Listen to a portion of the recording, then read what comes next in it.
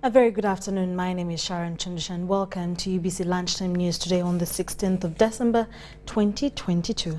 In our top stories of the day, the outgoing acting force commander of the African Union Transition Mission in Somalia, who is also the outgoing Sector 1 Commander, Brigadier General Katunji, has been commended for his role in degrading the Al-Shabaab and contributing to peace and stability in Somalia. Now, at a medal parade and farewell ceremony held at the force headquarters in Mogadishu Thursday, the special representative of the African Union Commission chairperson for Somalia and head of ATMIS, Ambassador Mohammed El-Alamin Sowef, lauded Brigadier General Katunji for his role in securing Somalia's parliamentary and presidential elections. Take a look at the story. You managed to play a role to secure, the cities, to secure Mogadishu and make sure that the election will take place.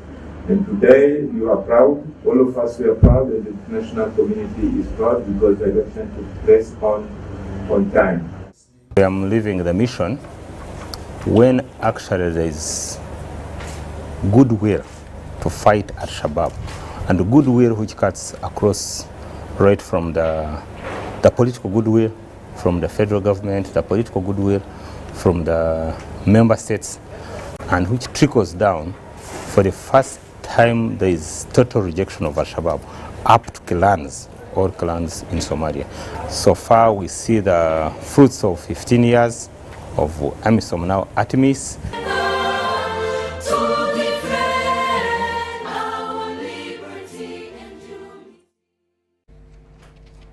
Now, government continues to invest significant resources in enhancing internet connectivity across the country. But analysts argue that the massive investment vital in catalyzing growth and development by getting great critical ICT-based innovations is leaving out certain communities. A flagship ecosystem event dubbed Build Week, slated for February next year, will be focused on bridging the existing gaps. Take a look.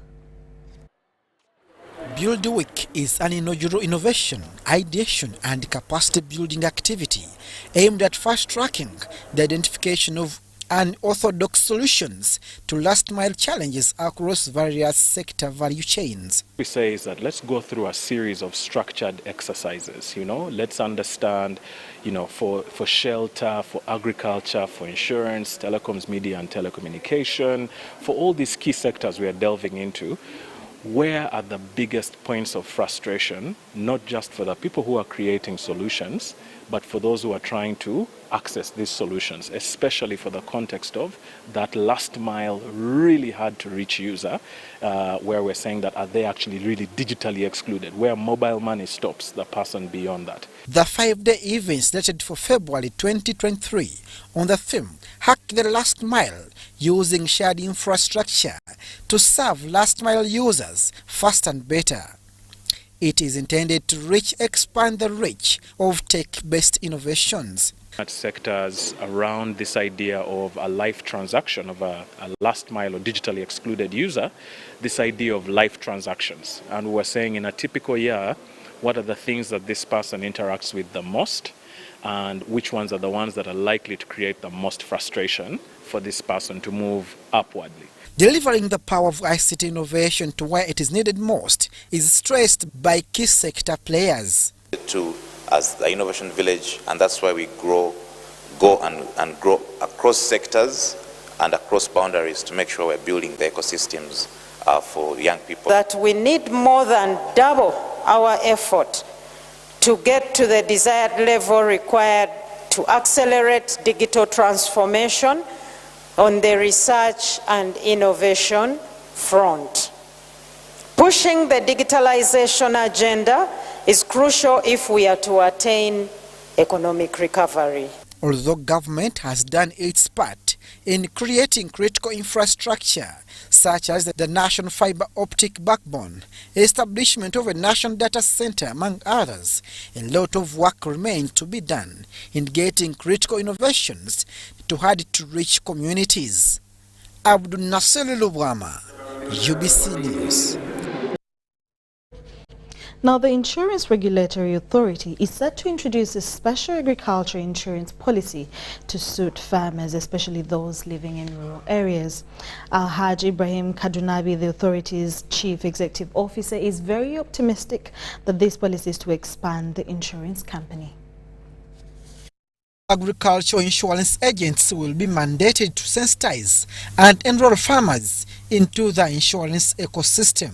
The government has launched the parish development models, which has a very big component of agriculture. And in support of the Agriculture Insurance Consortium, we want to license a cluster of agents who are going to only sell agriculture insurance to the population. This is expected to bring in about 10,000 agents, new agents, who are only looking at agriculture. The Chief Executive Officer of the Insurance Regulatory Authority, Ibrahim Kadunabi, wants smallholder farmers benefiting from different government development projects get opportunities of safeguarding farms in case of uncertainties. Individualistic in line, and we are having an engagement with the bank agents to see which products they can effectively sell to the masses, and many other initiatives we are doing to ensure that very many people can reach the masses. The Insurance Regulatory Authority plans to upscale operations of micro-insurance systems for the industry's wide base. Soldiers who should reach everybody in Uganda or everywhere we are. And the products which address such concerns are offered by micro-insurance companies, or they are micro-insurance products. These are products of low premiums. These are products which cover even your phone, and someone can insure only your phone, and you pay a premium of maybe 10,000. Stakeholders in the insurance industry have been appealed to reorganize their operations for the implementation of the Insurance Financial Reporting Standards IFRS 17 in January 2023, which is expected to enhance trust and transparency of the sector. Abdul Nasir Lowama, UBC Business. Now, President Museveni has been hailed for his value addition vision that led to the setting up of government-owned state-of-the-art leather factory in Kaumu village, Luwero district. Kaumu Tannery, Uganda adds value to animal hides and skins. The president was commended by a delegation from the Common Market for Eastern and Southern Africa who had paid a visit to the tannery. The delegation, full of experts in the leather industry with representatives from Ethiopia, Kenya, Rwanda, Burundi, Zimbabwe, Eritrea and Malawi, are in Uganda for their 13th annual Regional Consultative Forum of the Africa Leather and Leather Products Institute. They described Kaumu Tannery, located at the Presidential Demonstration Farm in Makulubita Sub-County, Luwero District, as a confirmation that Africa is moving forward. This factory was started by the President, His Excellency the President of the Republic of Uganda, with majorly 3 objectives. The first objective was to add value to leather, and the second objective was to substitute the importation of leather products in the country, and the third objective was to promote exports in the country of leather products. So as you've moved around, really, you think about it. If we were the ones, would you buy our leather? That's what I want you to guide us in. Would you buy our leather? Because if you as Africans don't buy our leather, then what are we producing for? Are we going to promote export of these leather products that we are producing here or not? That's what I'm expecting from you as a team from COMESA here today. It's not Ethiopia, I know what it means. Like Kenya, I've never visited your industries, but I hear you are advanced, more advanced than us. So we want some knowledge from you. How can we make it? If this was the only industry for you, for example, now put yourselves in the shoes of Kaumu. would you sell, would you export this leather that you saw here or not? Because if we don't learn from you, if we don't learn from any mistakes that we've made, then we don't make it. So I am so very grateful that you're here because we expect a lot from you. As Kaumu, you see this tannery is employing so many young people here, and we are expecting to employ more young people as an objective also of the president. And we are going to start building our shoemaking factory, but we are not going to outcompete our private sector because I know the demand, if quality is guaranteed, the demand is always there. Is always there. Even if we supply on our market in shoes here, mostly for security, it is enough to sustain. If we can sustain it, you can also come in as private sector and you supply that demand. Manager, and Mr. Picos, the maintenance manager, and Mr. Amon, the chief chemist. So these are the people I'm very happy to introduce in front of you. Thank you. It is, sorry we are taking long, but it is lunchtime now. I am going to request Madam Controller kindly just get up and go.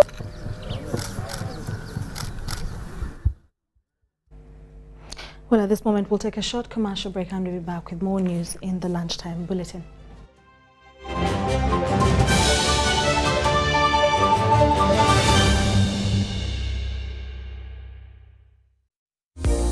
Sent transport to the wrong person. Here's how to reverse it with MTN Mobile Money. Dial *165#. Select My Account. Select Initiate Reversal. You will see your last 3 transactions. Select the transaction you want to reverse. Enter your mobile money PIN and you'll get an SMS confirmation that the transaction has been blocked from being withdrawn. And that's it. Please note, only transactions that haven't been withdrawn can be reversed.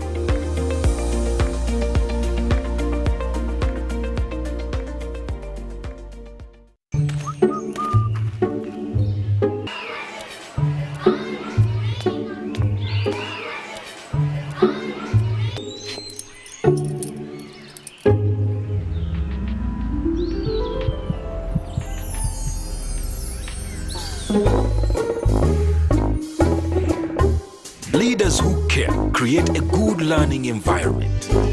Because a good school equals a better life. Raising voices.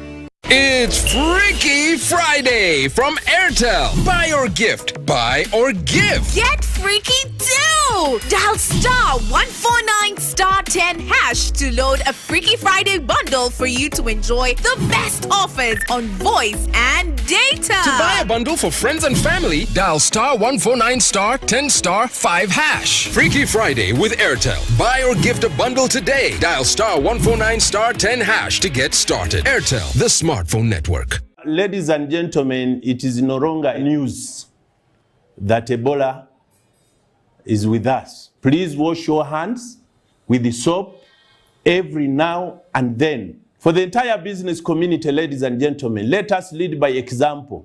Let us sensitize our customers and let us be cautious. Avoid the handshaking, avoid the hugs, because it is dangerous for everyone. If you, your loved ones, or anyone else in your community is experiencing any Ebola signs and symptoms, immediately inform the health officials in your area. You can also call 0800 100 066 or text 8500 for free to notify the health authorities. Together, we can beat Ebola. This message is brought to you by the Ministry of Health with support from USAID, WHO, and UNICEF. Uganda Small Scale Industries Association, USAIA, is a business member organization for micro, small and medium industrialists that has been in existence since 1979 with over 10,000 members and 16 regional offices countrywide. USAIA's key membership services include product development and marketing, training and skills development in technical, vocational and business development, MSME consultancy and business advisory services, and being a leading advocacy organization for MSMEs in Uganda. Find us at Wuzia Building at Umashow Grounds or call us on 0774 130 454. It's super fast internet. Oh, it's a super camera. It's a super battery. Fun battery phone. Yeah, it's a super deal.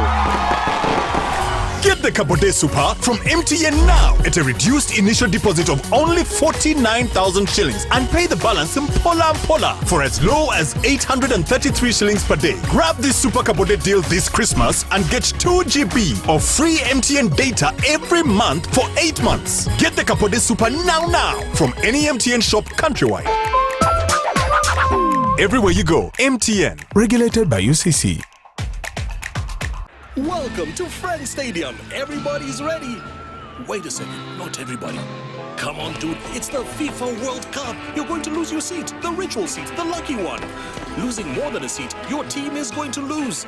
Where are you, dude? The match is about to start. Your friends won't hold on much longer. Excuse me.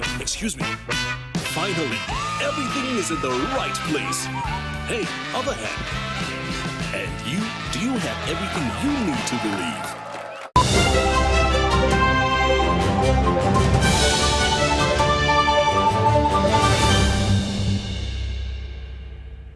You're still watching UBC Lunchtime News. Moving on in more stories, over 60 youths have been awarded with certificates in various different academic disciplines on the second cohort for the Youth Skilling Program. The program, which was sponsored by MTN Foundation, aims at skilling undergraduates with hands-on skills to empower them gain skills needed in the startup world. Ladies and gentlemen, the first cohort had 60 youth that graduated last year with digital and technical skills. And we are once again witnessing the second cohort, which has 62 beneficiaries drawn from university graduates, small and medium enterprises, and the innovation community.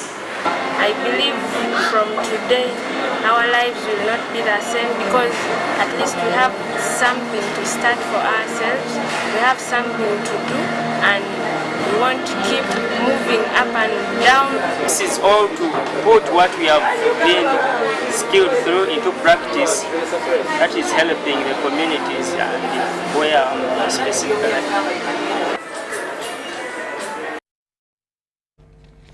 Well, congratulations to all the graduates.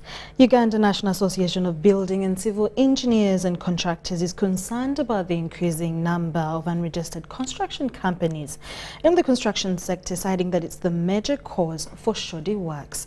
Now, the president of the association, Engineer James Onen Olanye, appealed to the government to rein in on these many companies, soiling their noble profession.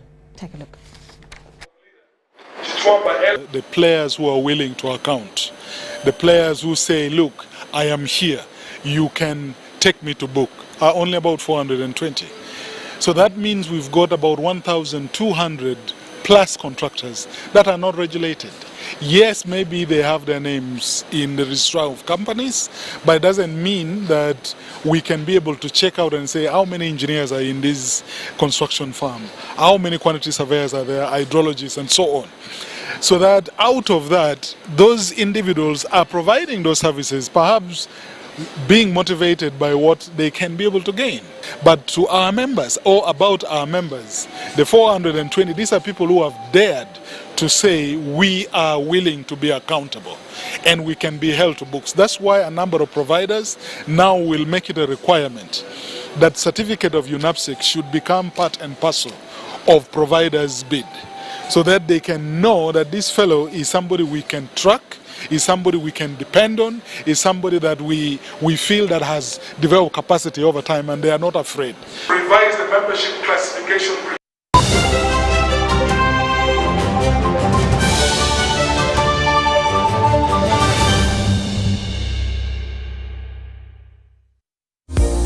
Set to transport to the wrong person.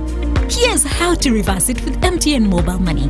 Dial *165#. Select My Account. Select Initiate Reversal. You will see your last 3 transactions. Select the transaction you want to reverse. Enter your mobile money PIN and you'll get an SMS confirmation that the transaction has been blocked from being withdrawn. And that's it. Please note, only only transactions that haven't been withdrawn can be reversed.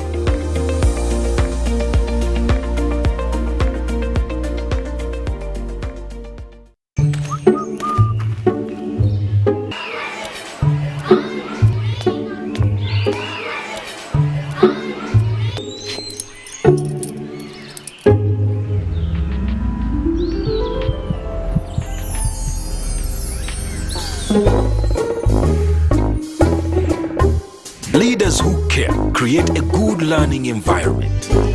Because a good school equals a better life. Raising voices. It's Freaky Friday from Airtel. Buy or gift, buy or give. Get freaky too! Dial *149*10# to load a Freaky Friday bundle for you to enjoy the best offers on voice and data. To buy a bundle for friends and family, dial *149*10*5#. Freaky Friday with Airtel. Buy or gift a bundle today. Dial *149*10# to get started. Airtel, the smartphone network. Ladies and gentlemen, it is no longer news that Ebola is with us. Please wash your hands with the soap every now and then. For the entire business community, ladies and gentlemen, let us lead by example. Let us sensitize our customers and let us be cautious. Avoid the handshaking, avoid the hugs, because it is dangerous for everyone. If you, your loved ones, or anyone else in your community is experiencing any Ebola signs and symptoms, immediately inform the health officials in your area. You can also call 0800 100 066 or text 8500 for free to notify the health authorities. Together, we can beat Ebola. This message is brought to you by the Ministry of Health with support from USAID, WHO, and UNICEF. The Ministry of Health informs the public that there are confirmed cases of Ebola in Uganda. We, however, urge the public not to panic as the situation is being managed. The Ministry of Health further reminds the public to be on the lookout for any persons who may show signs and symptoms of Ebola. These include high body temperature, abdominal pains, diarrhea, vomiting, bleeding from the body openings such as the nose, eyes, and mouth. Please inform the nearest health worker immediately if you see anyone with these signs and symptoms. To prevent Ebola from spreading further, please take the following preventive measures: regular washing of hands with water and soap, avoid handshaking and hugging, avoiding any contact with any suspected Ebola patients. Any person who dies suddenly should not be buried but reported to the nearest health worker or LC1 immediately. For further information, please call the Ministry of Health toll-free number on 0800 100 066 or send a free SMS to your report on 8500. This message is from the Ministry of Health with support from UNICEF and World Health Organization. Uganda Small Scale Industries Association (UZIA) is a business member organization for micro, small and medium industrialists that has been in existence since 1979 with over 10,000 members and 16 regional offices countrywide. UZIA's key membership services include product development and marketing, training and skills development in technical, vocational and business development, MSME consultancy and business advisory services, and being a leading advocacy organization for MSMEs in Uganda. Find us at UZIA Building at Umashow Grounds or call us on 0774 130 454.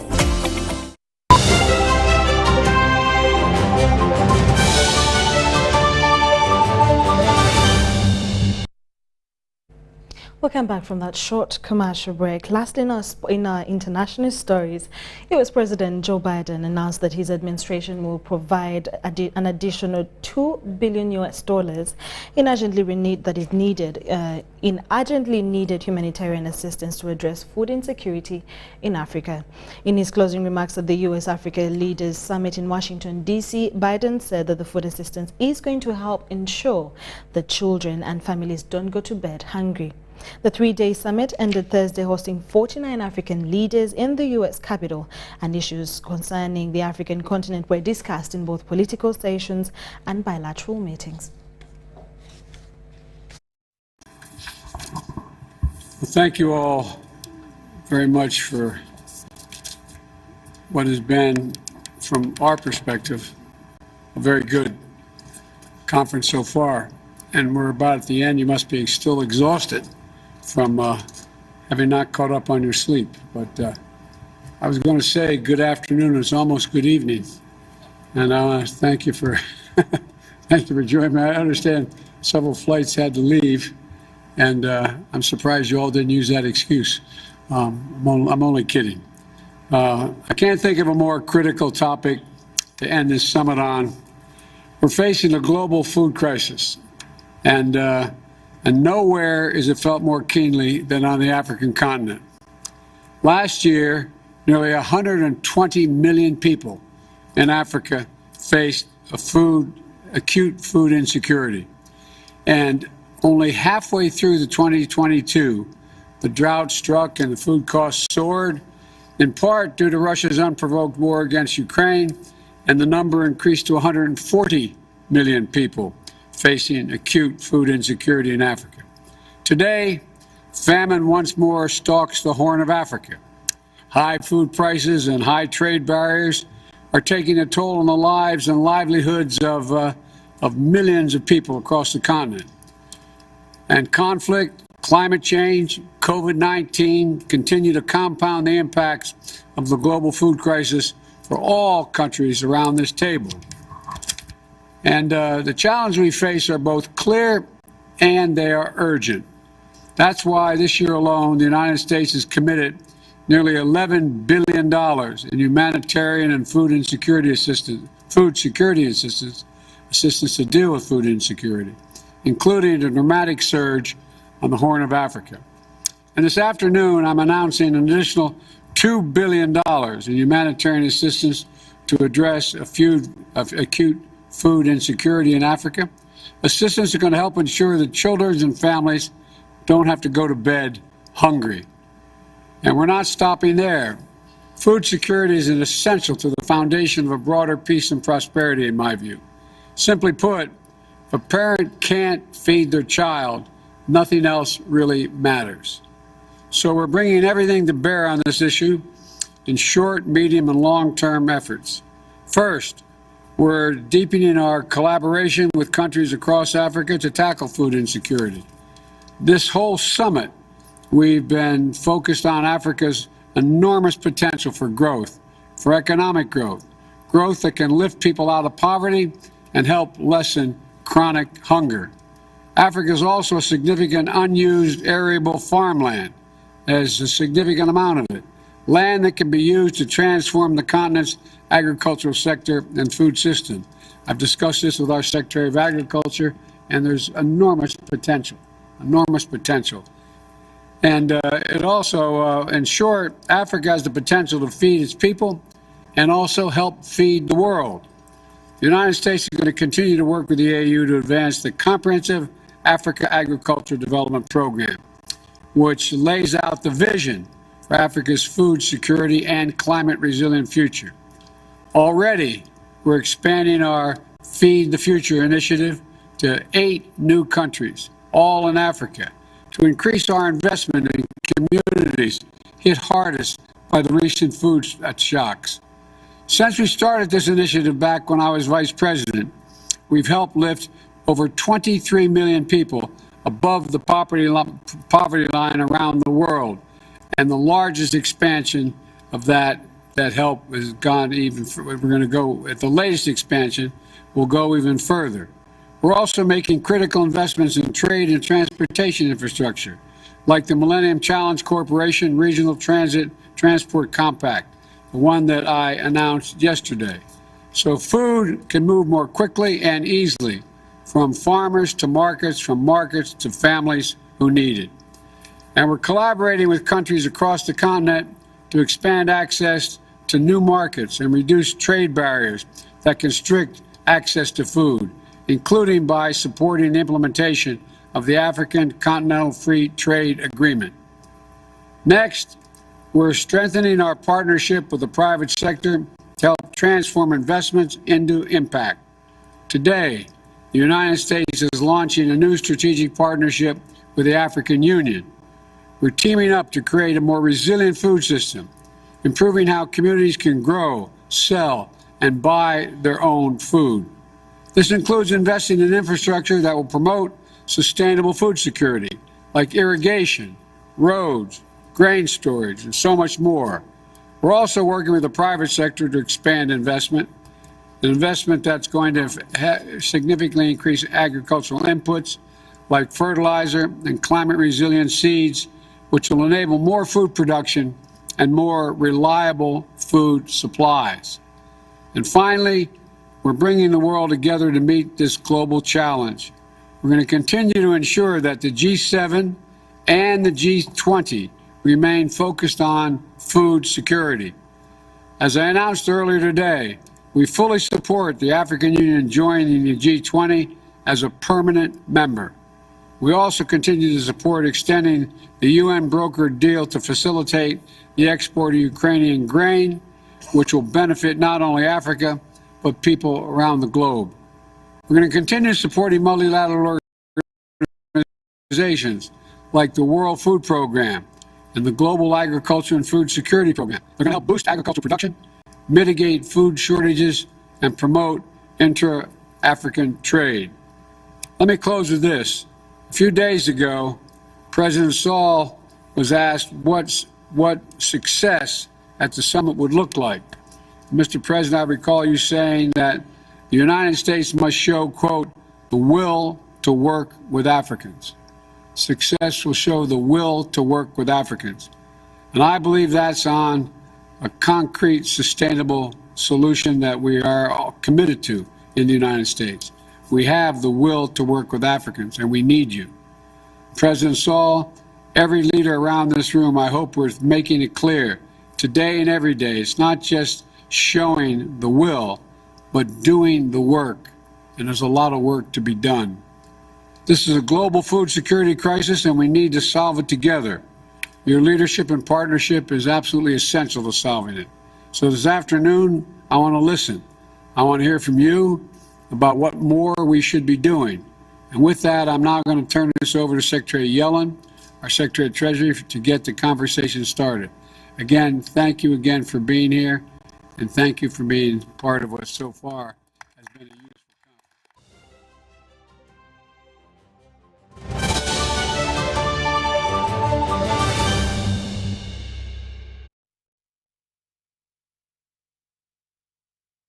Thank you so much for watching UBC Lunchtime News with me, Sharon Kyomugisha. Stay tuned for more programming coming your way, and have a good afternoon.